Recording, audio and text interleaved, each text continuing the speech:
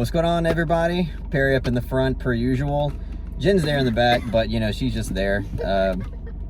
If you're lucky, she'll chime in. If we're unlucky, she won't, but we'll all find out. So this is a gigantic one. Possibly, it's not even possibly, this is the biggest film of the year. Yeah. This was my most anticipated film of the year. This was the film I was most highly looking forward to, more than anything coming out this year. And obviously it's Denis Villeneuve's Dune, starring Timothée Chalamet and a bunch of A-list actors. I won't go down the line, but Timothée Chalamet is the main character in this film. And we got lucky enough to see an early screening thanks to our good friend Jeremy. He's not here for this one because he had actually already seen an even earlier screening a week before this, so he was kind enough to let Perry, Jen, and I have three extra advanced screening tickets. And yeah, so this was a film that I think there's a good chance that I enjoyed it more than everybody here, but big lie, sir. Oh, really? Well, Yeah, I'm surprised. I'm actually really delighted to hear that. I thought this film was out of this world phenomenal. No pun intended. This film blew me away in a lot of different ways, and it's hard to even really know where to start in terms of all the aspects of this film that I was seriously impressed by.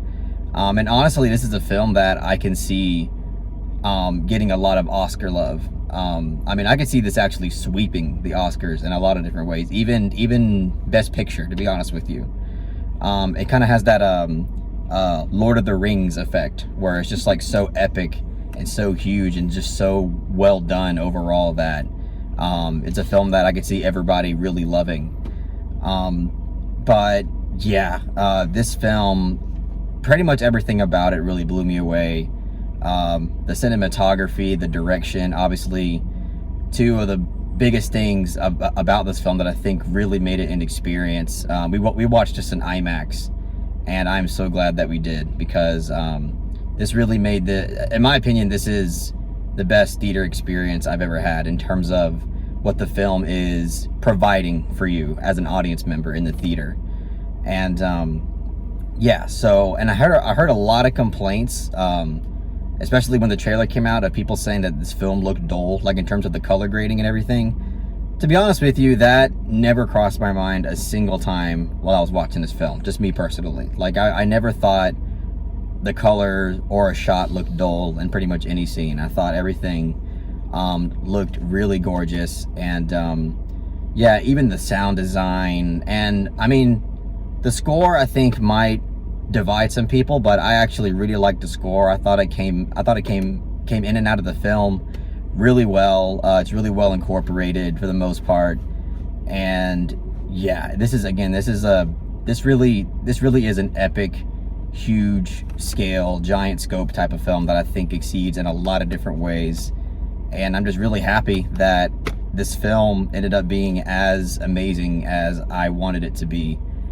And yeah, I've kind of gone a while already, you know, because this film, like, I feel like you could just talk about it forever. But I'll shut up and I'll let Perry go ahead and give his thoughts on the film. But I really, really love this film. I thought it was fantastic. Yeah, this was also my most anticipated film of the year, and I gotta say, it definitely delivered. I like this film a lot. I would even go as far as to say I love this film. I thought it was great. Like Carlos said, the cinematography is absolutely stunning. And I mean, Denis Villeneuve, he's a director who's just, he can't do any wrong at this point. He's never made a bad movie. Mm-hmm. So like, coming out of Dune and being blown away by it, like, it comes as of no surprise. Because I expected nothing less. I gotta say, like, I haven't seen Maelstrom, but I've seen all of his other films. Same. And I mean, like I said, he's never made a bad film. My God, the I will say, like, I'm not in love with the score of this movie. Yeah. That's one thing you did mention, and I guess I should go ahead and dive into that. It's Hans Zimmer, so... No. Of course you're going to say it's not perfect. Well, yeah, I'm not the biggest Hans Zimmer fan. I want to praise it some more, but I can't get the fact that how mixed I am on the score. Because I feel like the score and the, like, action sequences, it does work, especially when like sounds from the film are incorporated into the score. Like, I thought that was a brilliant idea. But I do think it can be overbearing at times, and it does kind of have like the not to the umpteenth degree, but it has like Tenet syndrome, where the score is like, it's so loud, it's like I'm having trouble hearing the dialogue. Not that I think the sound mixing is as obnoxious as Tenet, but there were times where I'm like, like, it's just like the score in the more like dialogue heavy scenes, it could be very distracting at times.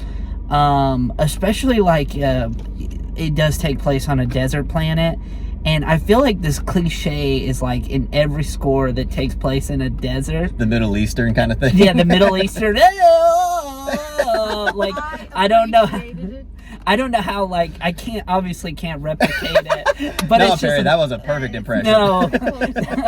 But it's just really like obnoxious, and it's like, oh, it's like, because even like in the third act, there's like a scene that it's like no music, and you're like, okay, and then all of a sudden the Middle Eastern, like the yelling, the fucking like operatic Middle Eastern vocals. Yeah, it's like, it's part of the desert. I mean, but I feel like we're past that at this point, because that's been in like every like action movie or any movie that takes place out in the desert in the last like 20-30 years.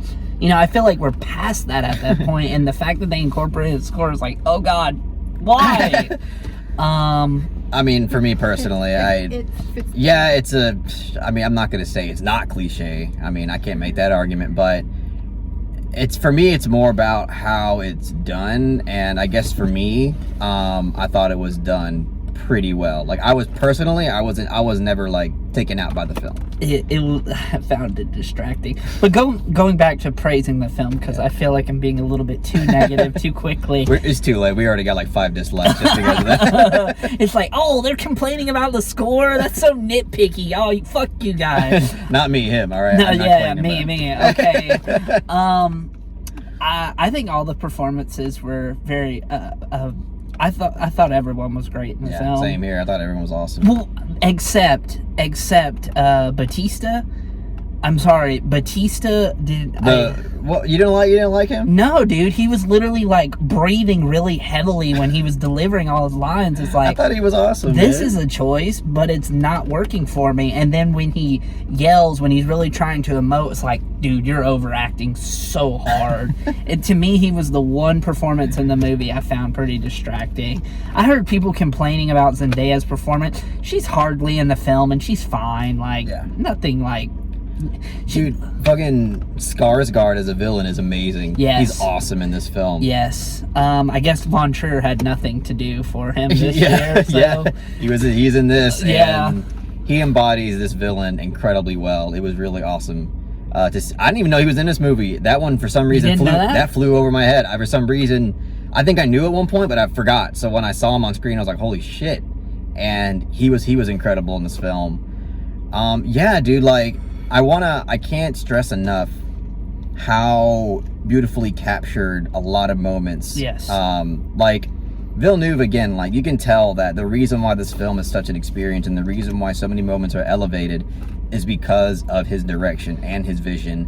The way that he just incorporates sound design, visuals, it's just like, to see a filmmaker be able to kind of like bleed into the mainstream and still have this visual stylistic touch to him that is going to elevate it, not just for like film lovers, but really any audience member is going to be really engaged by how Villeneuve is able to capture these moments aesthetically. Yeah. And you know, that to me is why this film is so amazing, is basically because of his direction. What I will say, and I don't even think this is it's a little bit nitpicky, but there are moments where like the dialogue is a bit expositional, especially like in the first like 20 minutes of the film. You have certain moments like that too, like. But that's foundational, though. It's world building. Exactly, and that's why like I can't really knock it too much, because with a film like this, again, it's so grand and there's so much context that needs to be established in order for the audience to understand what exactly is going on with the story and the conflict, that it's, you know, it's hard to really knock it for that.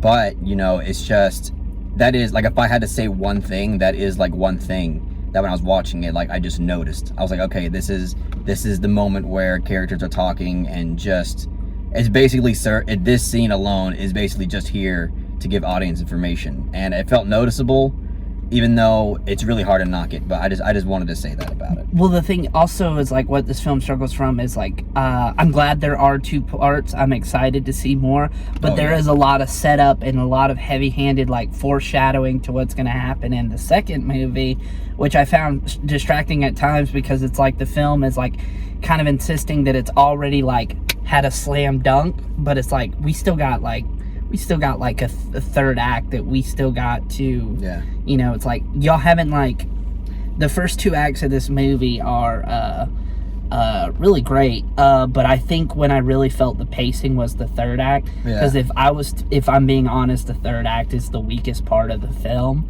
Not that it's particularly bad, but it just kind of pales in comparison to the first 2 acts, which I think are incredibly strong. But again, it's like, oh, shit. I like the first act and the third act pretty much equally, in my opinion. Like, I think the first act is great. I think the third act is great. And the second act is basically perfect. Yeah. The second act is perfection. Second act is definitely the strongest act of the film. Because, like Carlos said, it's not, like, I agree that the filmmaking is what makes the film, because this is a classic hero's journey. This is a classic hero's journey. That things that you see in the story are not things that you haven't seen before, because things like Star Wars has taken a lot of inspiration from Dune. So in terms of story, it's not a film that's going to reinvent the wheel, but it's the filmmaking that really elevates it and makes the story feel fresh and new. Absolutely. And in my opinion, yes, this is a classic, like a classic hero's journey, but this film, and you know, this is also thanks to the source material as well, but also the way that this film is realized. I feel like it transcends above that a little bit, because it makes it feel a lot bigger than just your classic journey, you know, because this film is very biblical. It's incredibly allegorical. There's tons of like references to the Bible, whether it's present in the narrative or within the characters. And I personally love that about it. And what I've heard about the novel is that that's what's also present in the novel. And I thought that was really interesting touch to this film. And again, even though like the classic hero's journey is something that you've seen a lot already, this film is somehow able to like elevate that in a way that makes it feel a little bit more fresh and a little bit bigger than that. And I personally really enjoyed that out of the film. And you know, I haven't said this yet, but you know, we aren't really like fans of the novel or anything. We haven't read it. We've never read the novel before. I did not know it. And I mean, it's like, so we're just viewing this as a film. We're not viewing this as an adaptation. I did watch the original Dune earlier today to kind of try to have an idea of what I was getting myself in, which honestly was a mistake, because that movie sucks. What? You don't like that? But yeah, it's like, I just watched it to get an idea of what I was getting into, and I just want to view this purely as a film. Like, I get if you're a huge fan of the novel and this movie just doesn't do it for you, I'm not gonna hold anything against you. But I mean, you can't discount, like, on a technical level, this film is a technical marvel. I mean, like Carlos said, it's gonna sweep the Oscars in terms of technical awards. What I would say is this film is the Mad Max Fury Road of this year. It sweeps the Oscars in terms of technical awards, but the Oscars are gonna fuck it over, and it's not gonna win Best Picture. You don't think so? I don't think so. They're gonna fuck it over. What other film has even a chance to win Best Picture besides this one? The more Oscar baity stuff comes out a little bit later, Carlos. You gotta wait. One of those movies that will probably be overhyped as hell is probably gonna take Best Picture away from Dune. Yeah, I mean, I don't know. Right now, I am betting on Dune. Right now, like as of now, I'm betting on Dune. I'm telling you, you're gonna sweep the technical awards, but it's not gonna win Best Picture. Because I just can't think of anything that's gonna come out. I mean, Barry's right. I'm not saying to doubt It's that. the Fury Road syndrome, man. I'm telling you, Fury Road syndrome. I mean, I feel like if Lord of the Rings did it, I feel like this could also do it. Dude, that's never gonna happen again in history. I'm sorry. Lord of the Rings was a cultural zeitgeist right there. You can't recapture what those films did. I don't know. This film felt like it was capturing a lot of that same magic. I wouldn't put this on par with like Lord of the Rings. I think it's a great film, but I definitely think it has problems. Like I said, Dave Bautista's overacting. I found the score distracting, not to mention the third act is a bit underwhelming because, again, it's a setup for things to come. You're not seeing the completion of these character arcs, and a lot of people are coming out being starved for character development. Well, you have to go into the film with the mindset that it's like you're only seeing one half of the story. I mean, you're not going to get that full-blown character arc. Yes, you are going to get miniature arcs, but you're not going to see the full expansive arc of a lot of these characters. The first Lord of the Rings kind of ends in a similar way, though. Like it ends like in a moment where. But it ends in a very satisfying way. Not going to spoil what it is, but the ending of Fellowship of the Ring is badass, and it's incredibly emotional. But this ends pretty awesomely, though. Like I actually really like the way this film ends, and it kind of gave me chills a little bit just to see, just because I know. Like, not only does it end on a really satisfying note, but just because I know, like, it builds up what's coming next so incredibly that I just got chills because I'm just so excited to see, like, the next part. And you know they're going to make a next part. Like, it doesn't matter if this film doesn't make all of its money back. They're going to make a next film. Well, yeah. I sure do hope so. I would say that this film ends on a logical conclusion. I wouldn't say it ends on like, oh man, that was such an exciting third act. It's more so like everything that comes before it that you're like, wow, I'm really excited to see the second part. That's how I felt personally, at least. I mean, again, I will agree that I think the third act isn't the best act of the movie, but I do think it's a great third act. And again, like I know I've said this a lot already, but I do want to keep stressing that this film captures so many different moments, and there's so many fantastic scenes in this film that you're just like, when you're watching, you're like, damn, like this is exactly what I've been waiting for, and this is something that that is special, and it's something that I'm telling you, like, you're like, this is going to be something that is going to be unforgettable for you. The only people I can see really not liking this movie are just like the huge, like, gigantic fans of the novel that just happen to not like the way Villeneuve put it on the big screen. You also forget in 2021 we have spoiled audiences that want everything in the first 10 minutes, and if things don't go boom every fucking 10 minutes, they're gonna get bored, lose interest, and say the movie was bad. Yeah. Which is just so disappointing. Yeah, because this film, as Villeneuve is somebody who does take a more slow burn approach to his films, and this film is pretty much no exception. Right. But I don't know, like, for me personally, I was never bored with this film. I was never bored, and I thought it was definitely an experience, and I'm just really happy with what I got, and I think a lot of people are going to be as well.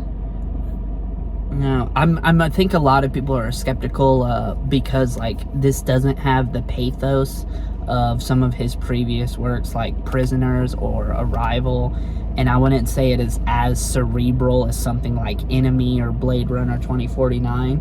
I wouldn't even say this is like top tier. I know this might be controversial, but I don't even think this is like top tier Denis Villeneuve. I actually think it's one of his lesser films. Oh my God, I would put above, I would probably definitely put it above Polytechnique and Sicario and Prisoners and you know what? It's not lower tier because I would put it's middle. It's mid tier. Yeah, because I would put it above Arrival. This, I don't know. It's so hard to rank his films. Incendie, Blade Runner 2049, and this is controversial, but I would say Enemy is top 3 for me. This is better than Enemy. I don't this agree is better with than that. Enemy. It's not even that's not even a contest for me. I don't necessarily agree with that. The only one that, the ones that you do have a point for me is Arrival. That one is like top tier. Incendie. But even then, I think it's not even that far below stuff like that. Like it's like battling it out. Like it's definitely like contentious. It's a great film, but it doesn't rival what he achieved with Incendie and Blade Runner 2049. I'm not gonna say Enemy again because I know you already don't agree. I know people love Blade Runner 2049. I love it. I think it's fantastic. But I can see people watching this film and being like, it's on par with that. I could see it. I really could see it. Yeah, because this is more spectacle based. This is not something you go in for, like I said, story and like characters. This is something where the filmmaking really elevates it.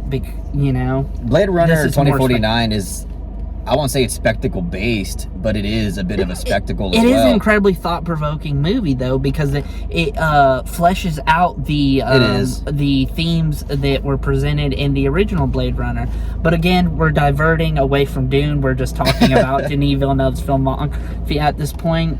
All I know is that you guys should all be very excited to watch this film. Yes, and if you are gonna go out and see this, for the love of the film gods, watch this in IMAX. Yeah. You will not regret it. Like, whether you like this film or not, you're still gonna be blown away by like what the visuals and the sound and everything. Such a sensory. It's sensory overload is what it is. But in a good way. In a good way, yeah. But anyway, I think it's time to give ratings. Man. Yeah, we're going on too long. So obviously, I thought this film was fantastic. It's a cinematic experience like no other.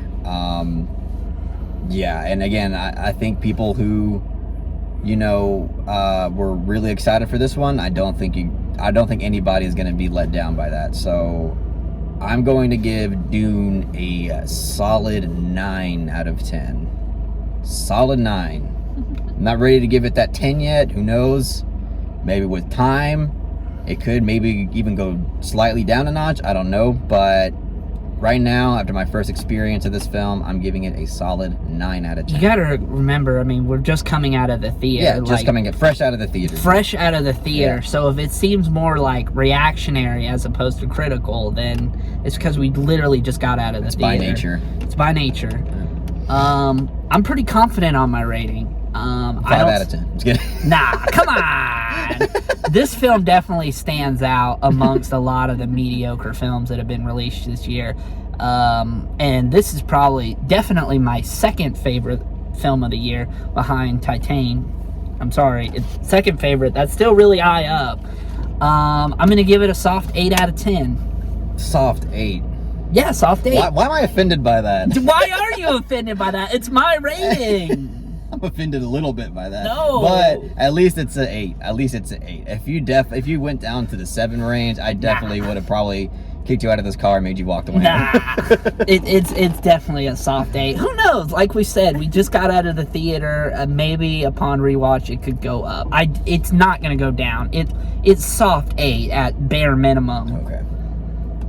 But yeah, I feel like that's a very comfortable, objective rating. All right. Well, either way, it's got great reviews, great rating from both Perry and I. So yeah, we're singing his praises. It's gonna come out for everybody on Thursday in theaters, and it'll be on HBO Max on Friday. If for some reason you don't want to go to a theater, I know that the pandemic's still going on, but wear a mask, and I think you should be fine, because I really do think this is a film that is much better experience. Don't give people health advice. Maybe don't do that.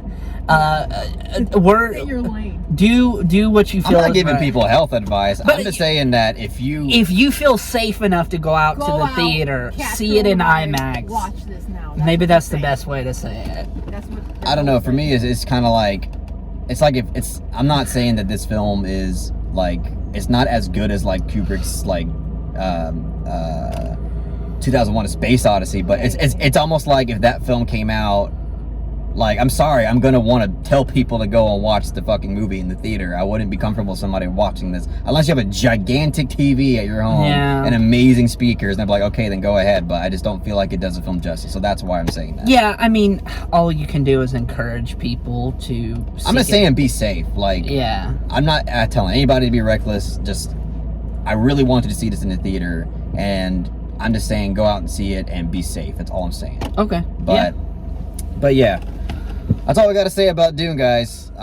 This was an awesome experience. Had a lot of fun talking about it with you, Perry, per usual, and fun watching it with Jen back there, even though she's quiet as a fucking mouse, or like the little mouse creature in Dune. I don't know what it's called. But that's right. Yeah. So either way, if you really enjoyed what we had to say about the film, please give it a thumbs up and share it amongst your friends, and don't forget to subscribe to the channel to be updated on more film related content. Yes. Peace.